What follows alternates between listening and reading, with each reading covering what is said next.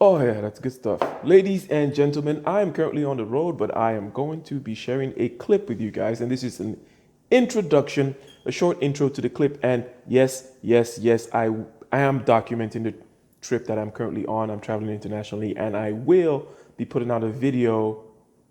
It's a short little video documentary kind of sharing my ideas, thoughts, experiences throughout this particular trip. But for now, I want to share a clip from an interview that I did with Aitois, aka New Game, a very, very serious brother with many aspects and many good things to share. He is the president of American Heritage University, also a music producer, sound engineer extraordinaire. Go ahead and follow him. I'm going to leave links below. This particular clip is about understanding the purchasing behavior. This is important not just from the point of view of a seller, but also from the point of view of a buyer. We're all buyers. So understanding what stage in the buying game we're in is important. So there are 5 basic steps, and that's problem identification, shopping, decision, purchase, and post-purchase behavior. So problem identification has to do with the fact that everybody buys things in order to solve a problem. The problem could be a leaky faucet, and you need to purchase the services of a plumber to fix your faucet. Or maybe you're just trying to scratch an emotional itch. You don't feel so hot about yourself. So you need to go on Amazon and buy a belt. Maybe you need to buy some ice cream so you can eat your emotions. Whatever it is, you're solving a problem. So that's the first stage. The second stage is your shopping. What kind of belt? What kind of ice cream? What kind of flavor do I need to scratch that itch today? Okay. And then there is the decision, and then there's the purchase, and then there's the post purchase behavior. The post purchase behavior could include things like buyer's remorse, let's say, or you're satisfied with the product and you're giving referrals and so on and so forth. These are all examples of post purchase behavior. So in this clip, we'll go a little bit deeper, okay? This is a clip of an interview I did with Aitois, and he's going to go in a little bit deeper about why you need to understand the purchasing process so that you can meet the client at the exact point where they are.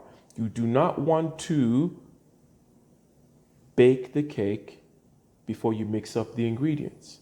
There are steps to things, and you need to understand where the buyer is, what particular stage in the game the buyer is, so that you do not scare them off by coming at them with the wrong approach. Okay, so go ahead and enjoy the video. Leave your comments below about your understanding of the purchasing process vis-a-vis your own buying behavior, or whether this is helpful in understanding the buying behavior of your clients or people you're trying to influence, people you're trying to persuade, and what have you. Shout out. Thank you very much. We'll see you later. Understanding the buyer. So let's just dive right into it. Why is it important to understand the buyer, buying and consumer habits and psychology? Why is it important to understand that? Well, it's important to understand the buyer because it helps the sales representative know exactly where that buyer is, because you might be meeting a buyer in a different stage in the buying process. Okay. So it's kind of like if you are, I always use the expression of cake, right? Mm-hmm. There's a point where the cake, you're just collecting the materials. Then there's a point where you're mixing the materials, right? And Mm-hmm. then that has to happen before it goes in the oven. So we Mm-hmm. can't buy the ingredients and put them in the oven. So it's important to understand the buying process so we know what point is the cake at. Is it time to put icing? Is it time to mix it? Is it time to add a little bit more, maybe put some chocolate tips in there for flavor? Where are we at in the cake process? Same thing when you're looking at a potential buyer. If you are a seller, you want to know where your buyer is so you can make sure that you're meeting them at the right stage of the buying process. Excellent, excellent, excellent. So, because one thing as a salesperson of any kind, as a customer facing person of any kind, an entrepreneur of any kind, is we have our cycles, okay, or we Right. have our agendas. We may say, you know what, I'm prospecting right now, or right now I'm trying to understand the value in order to give a proposal. I'm trying to close this person right now. And Right. we're just thinking that, oh, we run the ship, they are going to go with our program, right? But it Right. is important to know that, yes, you may be ready to put the ingredients in the oven, to use your analogy, but the cake is not mixed yet. You have not put the right things in the right order. The customer is not ready to be put in the oven yet, Right. regardless of what your particular intentions are, which are driven by your need to meet your quota or whatever, right? So, Right. do you find what mistakes in this particular regard have you found salespeople to make? Now, it may seem trivial, but you've just said it is important to understand the customer. Okay. Right. Do you have like examples of how either yourself or someone that you've noticed in your leadership position, the common mistakes that people make vis-a-vis not understanding the stages and the customer? Yeah, I have lots of examples. I'll give you one that when I was training a representative when I used to work in sales for Verizon, the customer came in and the customer was curious. They said, "Hey, I just noticed there's a Verizon store right here. I'm just curious." And Mm, this sales representative, said, "Okay, we've got some really good specials going on right now. Let me show you right now. You could buy one mm, phone and get another phone free." And even right now, and they didn't even ask any questions. Okay, so you're just looking. Maybe perhaps the first question mm, would have been, "Well, what are you looking for?" Let's just kind of interview the customer a little bit. What are you looking for? Are you looking to how old is your phone? Maybe that's a good question. Perhaps mm, it's an opportunity to offer an upgrade. Do you have any children, or have you ever thought about a family plan? It's an opportunity to, so the more you interview the customer, the more you understand what stage they are. So the customer was just kind of like, okay, well, I'm just looking around, and they walked away. So they got frightened away, for lack of a better word, right? mm. That's a good point there. The questions thing. The questions thing is something that comes up a lot in sales, right? Right. So in this particular topic we're talking about, which is understanding the customer, you need questions. Right. In the getting into the particulars of the customer's problem, regardless of what stage they are in, you need questions in order to close a customer, even if it's a hard close like PayPal or Cash App, right? Right. It's still the question.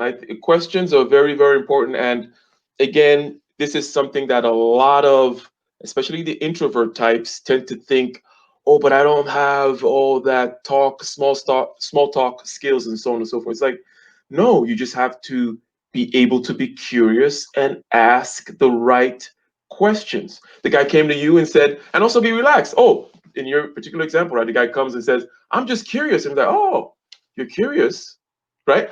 That could be the question. The question could be literally you repeating what they said. It's like, Exactly. oh, you're curious, right? And then let the water continue to flow because people do like to talk. So yeah, that's rather interesting. So now you said that there are in a previous conversation off camera that there are five stages. That's Okay, right.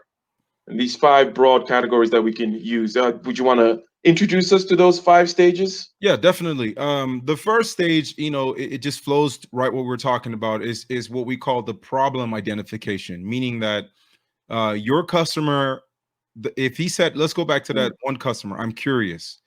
That means he is connected that I might have a problem, I might mm, have a need, right? So in interviewing the customer, you start to check off, is this what stage? So there are five stages in the buying process. Number one is the problem identification. So that just means you're just identifying what problems your customer has, and then you can start building a product package or a sales pitch to meet your customer's needs. That's the priority. I'm solving your problem. In a sense, sales, you're a problem solver, mm-hmm, right? So let's take that one customer. How would I have played it? I just walked in. I'm just curious. So you start asking questions, and your questions could be, okay, you're curious. Okay. I'm just curious though. What are you curious about? Oh, I just want to see what kind of phones you have. Oh, great. Well, what kind of phone do you have? Oh, I mm, have an iPhone 4. Oh, you keeping the old classic. That's one of the best iPhones ever. You just complimented the mm, customer. You're saying that you're a smart person. You're holding on to your stuff for a long time. But the reality, your sales mind is saying you need a new phone, right? mm-hmm, Because now we have mm-hmm, what, iPhone 12, and then you can start to ask some more questions. So, what kind of phone are you looking for? Maybe the customer says, "Oh, the camera is not taking really good pictures anymore. My battery life is not." So now you've suddenly have some points. You have a bad camera. Your battery is not charging very well, and your phone's not holding enough you're running out of space. So all of a sudden, those are three things the customer has told you, right? You file that in the Mhm. back of your head, and then you can use that further down in the sales process. And the next process would be that the customer is shopping. So if a customer walks into a store, they immediately went past, I might need a new phone process, right? That's already happened. Mhm. And then the next phase would be, okay, I'm curious. That means that this is a place that Mm. could potentially solve my problem.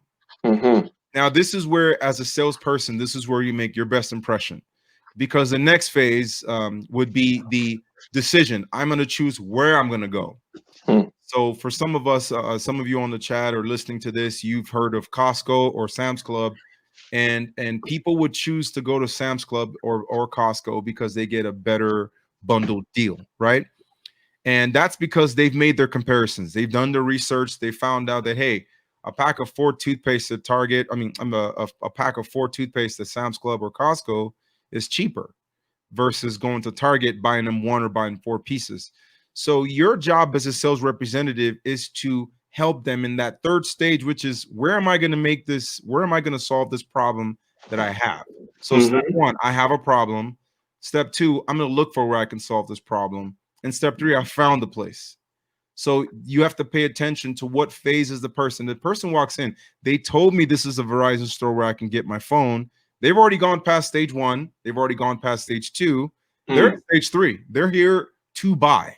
Now, Mhm. the fourth stage is the purchase process, right? So let's go back to a phase in the first stage. We said, hey, you have a problem, and the customer said, I wanted to my cameras doesn't my iPhone 4 doesn't take that good of a picture, my battery is going down. Now you can say, I've got this phone right here, this is the iPhone 12, it takes fantastic pictures, right?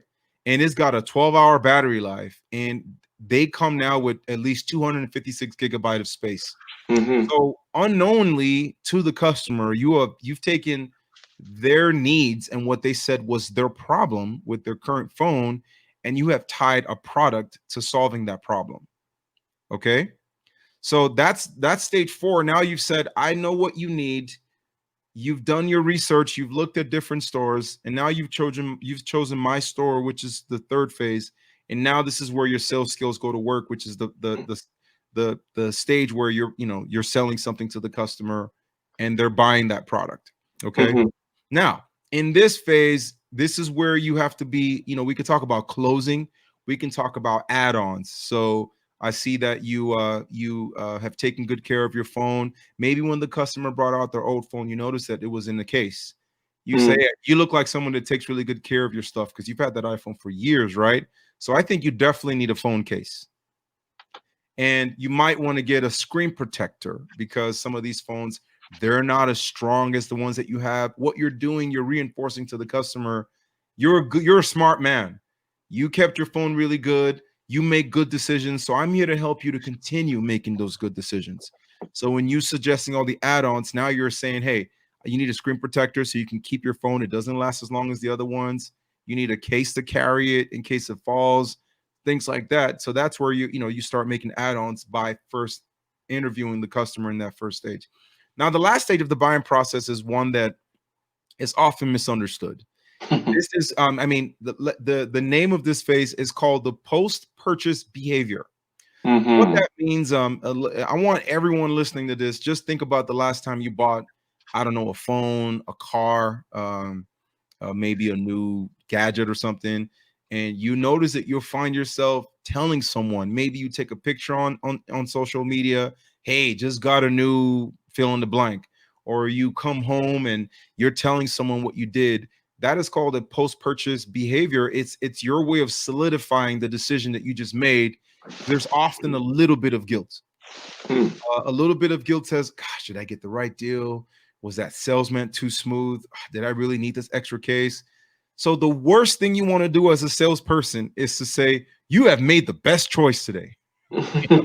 Because what you're saying is that it's possible not to make the best choice. So there are some things that Mm. you don't want to do in that because that's the phase where if you are in sales and your customer comes back, that hurts your Mhm. incentive. That hurts your incentive.